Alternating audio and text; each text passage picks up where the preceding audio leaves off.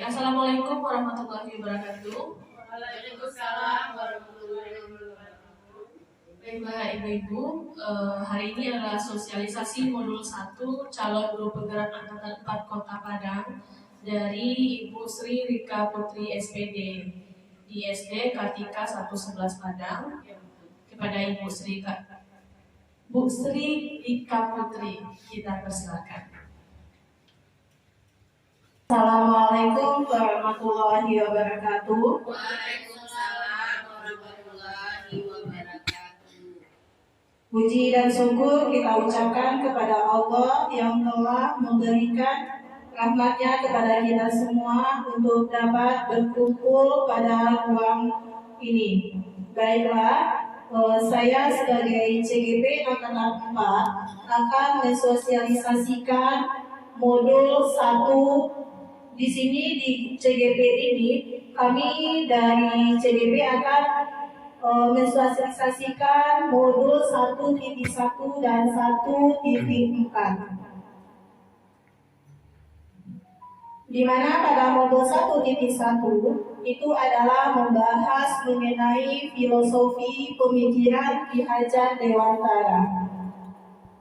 Tujuan kegiatan kita hari ini yang pertama yaitu menjelaskan filosofi pendidikan nasional Ki Hajar Dewantara. Yang kedua, menjelaskan proses pembelajaran yang mencerminkan pemikiran Ki Hajar Dewantara. 3. Relevansi pemikiran Ki Hajar Dewantara terhadap transformasi pendidikan pada guru kelas dan mata pelajaran. Di dalam filosofi pendidikan nasional Ki Hajar Dewantara itu ada beberapa dasar pendidikan yang akan diterapkan. Yang pertama itu adalah dasar pendidikan KHD, yang kedua dasar pendidikan KHD menurut program anak merdeka dan bermain. Yang ketiga, pendidikan yang berpihak pada anak. 4. Dasar pendidikan KHD bukan tabula rasa. Yang kelima, dasar pendidikan KHD buat pekerti. Yang keenam, dasar pendidikan KHD itu adalah tentang petani. Di sini, dasar pendidikan KHD itu adalah menuntut. Menuntut maksudnya di sini segala sesuatu kegiatan program yang ada pada anak-anak agar mereka dapat mencapai keselamatan dan kebahagiaan yang setinggi-tingginya, baik sebagai manusia maupun anggota masyarakat. Pendidik itu hanya dapat menuntut tumbuh atau hidupnya kekuatan kodrat yang ada pada anak-anak agar dapat memperbaiki lakunya hidup dan tumbuhnya kekuatan kodrat anak. Di mana di sini kita sebagai pendidik itu biasanya dianggap sebagai petani. Di mana anak-anak kita anggap dia sebagai biji tanaman. Misalnya anak-anak ini biji tanamannya jagung, jadi kita sebagai pendidik yaitu seorang petani hanya bisa mengarahkan atau memproses biji jagung tadi tumbuh dia menjadi jagung, di mana kita sebagai pendidik itu hanya bisa mencari tanah yang bagus dan menghilangkan hama yang ada pada tanaman tersebut agar biji jagung itu tumbuh semaksimal mungkin. Filosofi pendidikan menurut KHD itu kita terkenal dengan 3 semboyan. Yang pertama itu adalah Ingarso Suntorodo, di mana guru itu dia memberikan di depan sebagai memberi tauladan kepada peserta didik. Sedangkan Ingat Yomangun Karso itu adalah guru berada di tengah-tengah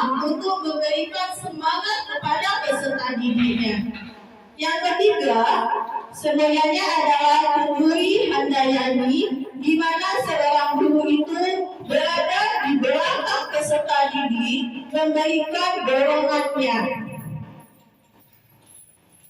Dengan yang terkait tiga semboyan ini, yaitu di Ingarso Suntorodo, Ingadio Mangunkarso, dan Guri Handayani, kalau ini tercipta di dalam pendidikan, maka anak-anak atau peserta didik kita, dia akan selamat dan bahagia sebagai manusia dan anggota masyarakat.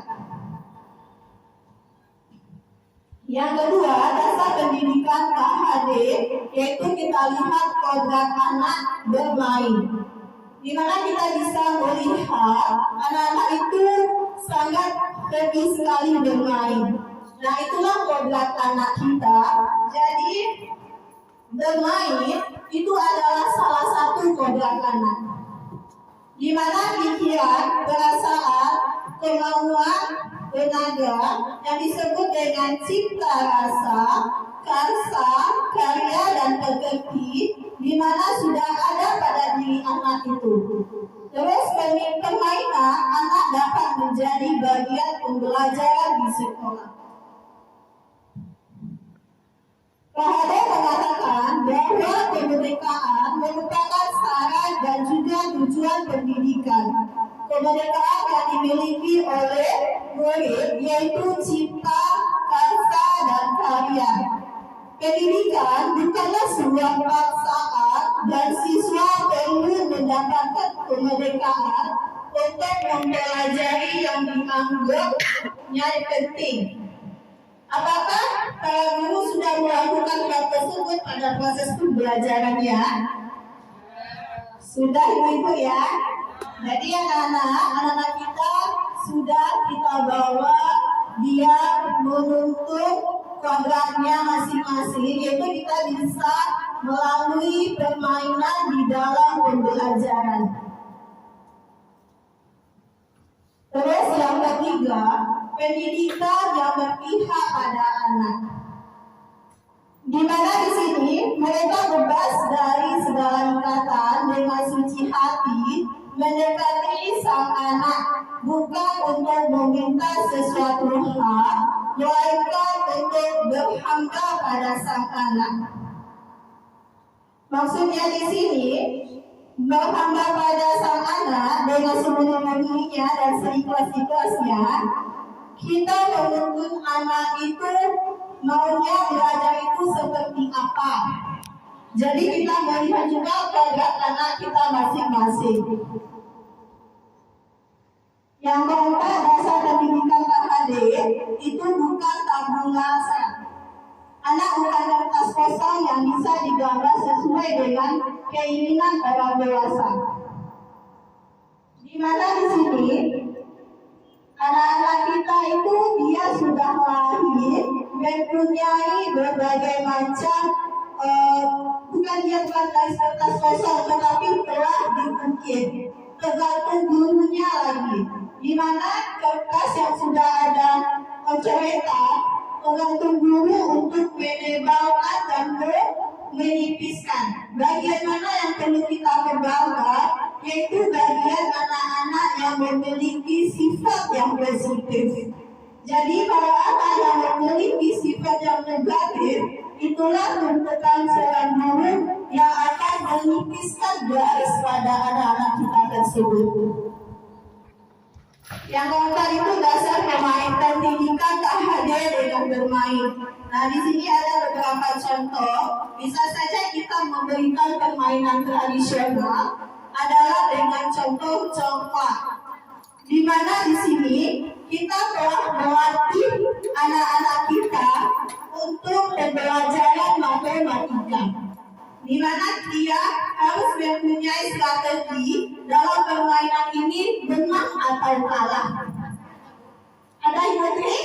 Waduh, udah bagus ya Bu Tri, tadi udah melakukan program anak itu dengan cara dia bermain dalam strategi permainan matematika. Terus yang permainan kedua kita bisa memberikan contoh gobak sodor. di mana di sini dia juga harus memikirkan nilai dan strateginya. Nilai di sini kita akan melatih anak untuk melakukan kesatuan antara anak ini. Dia harus mempunyai strategi, harus kompak dia ibu. Jadi kalau dia memasang strateginya salah, otomatis kelompoknya akan kalah. Jadi di sini kita sudah mengikuti kodrat anak. Dia belajar tidak terpaksa, tetapi dia kita ajarkan bermain sambil belajar. Di sini juga ada nilai persatuannya dan strategi dalam permainan tersebut. Yang kelima adalah dasar pendidikan KHD, yaitu budi pekerti. Budi pekerti itu adalah watak karakter, adalah bersatunya perpaduan harmonis antara gerak pikiran, perasaan dan kehendak atau kemauan sehingga menimbulkan tenaga atau semangat. Jadi di sini anak-anak kita lihat, kalau dia sudah terpadu antara perpaduan harmonis dengan pikirannya, perasaan dan kehendak dan kemauan dalam hatinya, maka anak-anak kita dia membutuhkan tenaga, maka menimbulkan suatu tenaga atau semangat untuk belajar. Jadi di sini letaknya ya ibu, yaitu pikiran, perasaan dan kehendak serta kemauan anak-anak kita. Terus yang keenam kita sebagai petani. Yang ketujuh, relevansi filosofis pendidikan KHD, yaitu pesan kuncinya adalah menuntut segala kekuatan kodrat yang ada pada anak-anak agar mereka dapat mencapai keselamatan dan kebahagiaan yang setinggi-tingginya, baik sebagai manusia maupun anggota masyarakat. Jadi di sini kita tidak bisa memaksakan suatu kehendak kepada peserta didik kita sekarang. Apalagi zaman sekarang, anak-anak telah tahun sekarang ini dengan IT. Jadi anak-anak belajarnya dengan IT. Jadi memang itu kodratnya sekarang. Anak-anak kita itu pembelajaran pada IT. Jadi kita nggak bisa samakan dengan zaman kita dulu belajarnya dengan buku. Tapi dengan adanya program alam, adanya perubahan.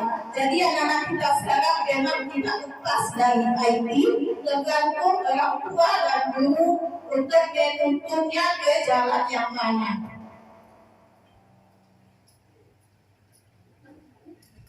Yang kedelapan, refleksi filosofis pendidikan KHD.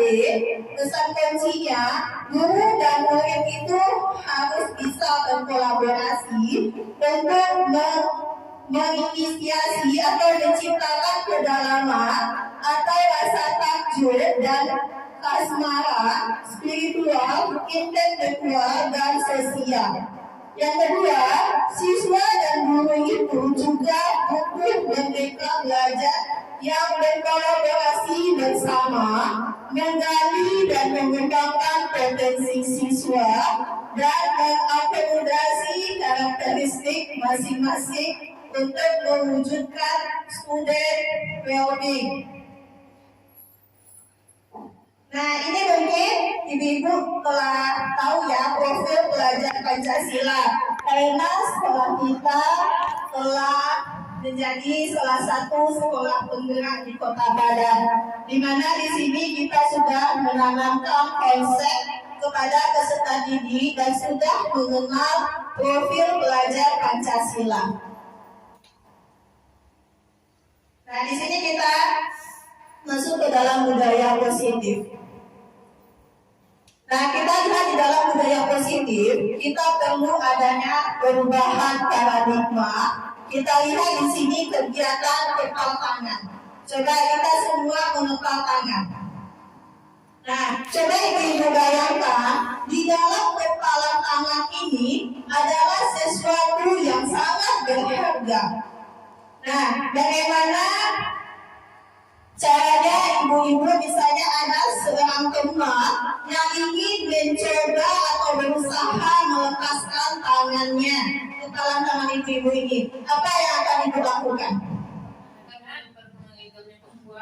Kata Bu Marisa akan mempertahankan dan menggenggamnya lebih kuat lagi.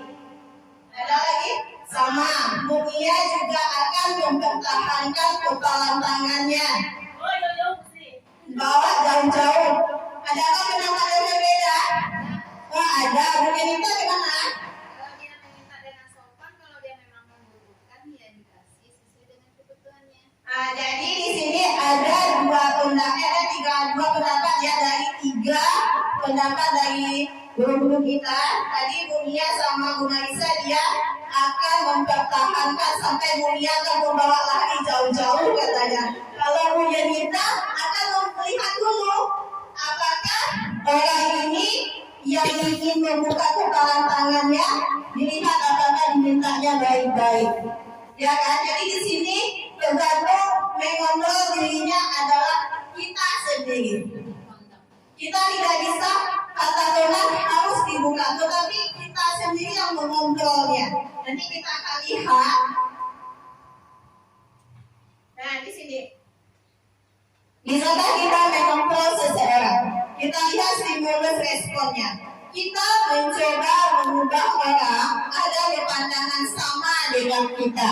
Padahal dari kontrolnya yang sebenarnya kita berusaha memahami pandangan orang lain tentang dunia.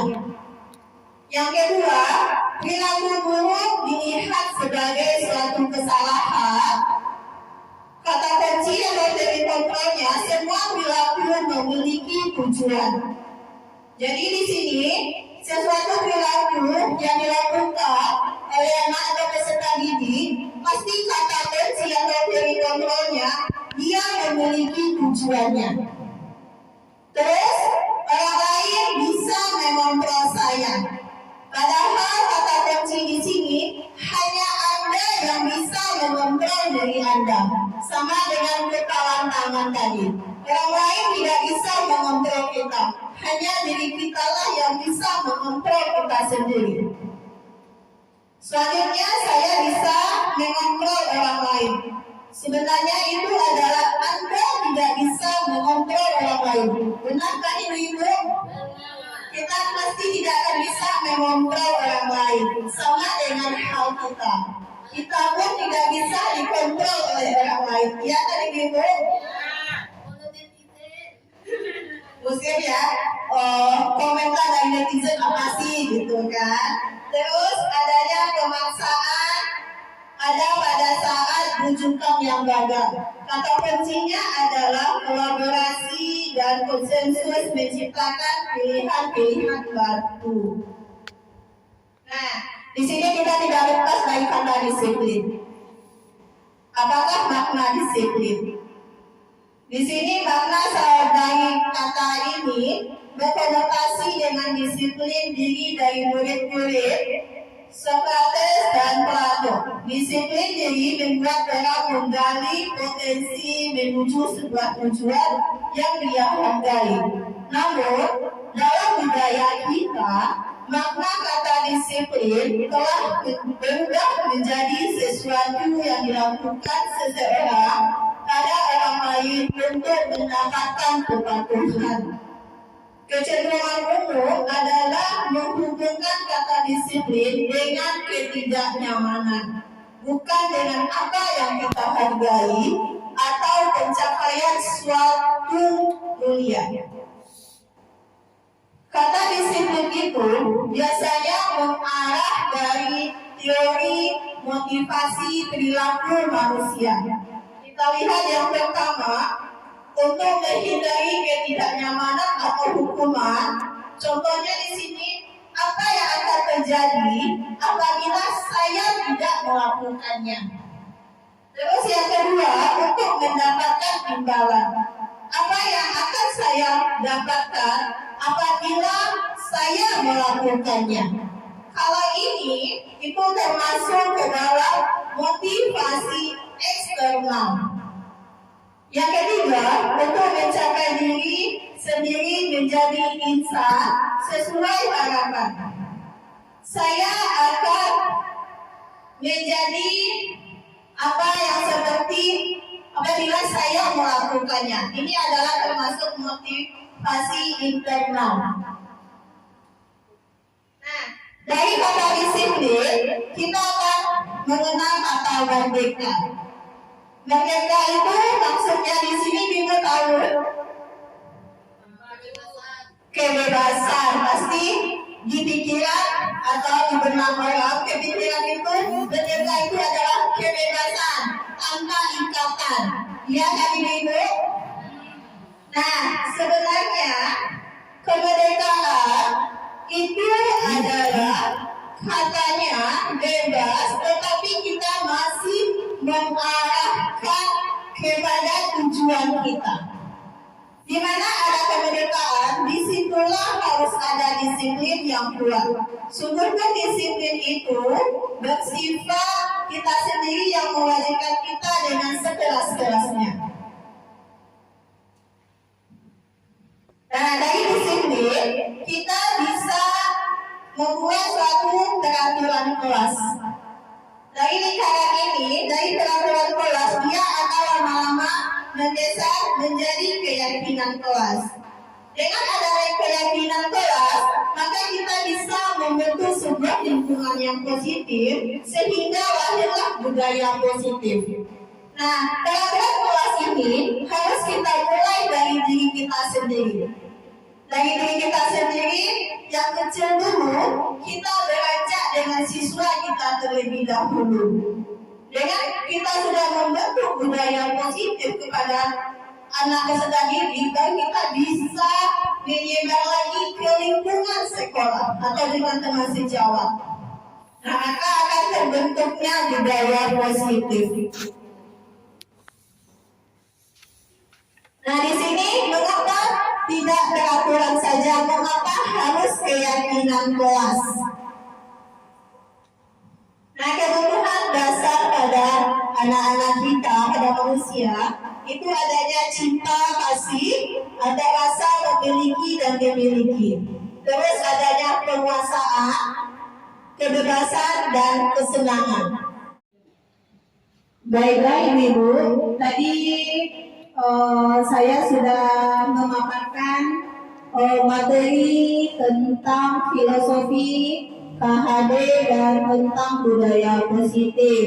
Nah, di antara kita atau ibu-ibu, kita tadi sudah mengenal posisi kontrol. Nah, ibu-ibu termasuk posisi kontrol yang mana? Ini ada 5 posisi. Yang pertama, merasa bersalah.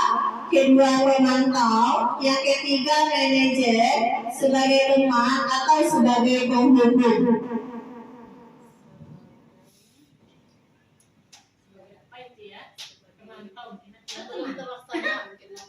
Belum terlaksana, Putri. Maksudnya apa Bu Sri? Yang bagian mana, Bu Mia? Ya, ada manajer, ada teman mungkin oke gitu. Nah, ini. Di sini kita tadi kan ada 5 ini. Ini sebagai penghukum. Penghukum ini biasanya kita memberikan hukuman fisik atau maupun verbal. Sedangkan membuat orang merasa bersalah itu menggunakan keheningan yang membuat orang lain merasa tidak nyaman, bersalah atau rendah diri. Sebagai teman, menggunakan hubungan baik dan humor untuk mempengaruhi seseorang. Terus kita sebagai monitor atau pemantau, mengawasi perilaku berdasarkan peraturan dan konsekuensinya. Terus yang terakhir sebagai manajer, di mana kita berbuat sesuatu bersama murid, menyesuaikan murid, mempertanggungjawabkan perilakunya. Jadi di antara ibu-ibu ini, di mana letak posisi kontrolnya? Ibu-ibu di bagian mananya yang sudah terlaksana? Sebagai teman, sebagai manajer, pemantau. Apakah kita mempunyai posisi posisi merasa bersalah, biasanya kita memberikan sanksi kepada peserta didik. Pasti kita diam nak, kalau dia ngomong misalnya kita diam aja kan itu. Itu termasuk di dalam Merasa merasa bersalah. nanti dia merasa bersalah. Iya. Baik, ibu-ibu, biasanya kalau sesuatu perilaku peserta didik, dia akan melakukan sesuatu hal yang tidak baik, pasti mereka mempunyai tujuan. Jadi kita sebagai seorang pendidik, kita bisa bertanya di posisi teman, kita tanya terlebih dahulu kepada anak kita. Misalnya kita kan tadi sudah membuat keyakinan kelas. Misalnya anak kita ini contohnya dia suka berkelahi. Nah kita kan sudah membuat kesepakatan kelas atau keyakinan kelas. Kita tanya kepada anak kita, anak-anak ibu keyakinan kelas berapa yang anak ibu langgar? Nah nanti dia akan menjawab.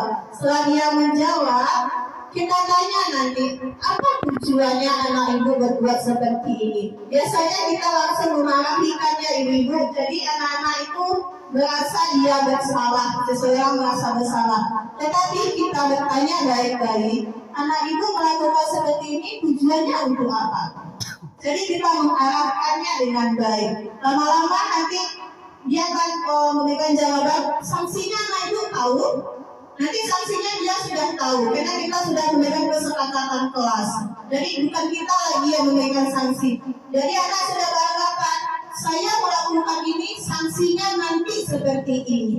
Jadi ibu hanya sekedar mengingatkan saja, cukup anak kita pantau atau kita panggil, kita bicarakan baik-baik. Bagaimana ibu-ibu?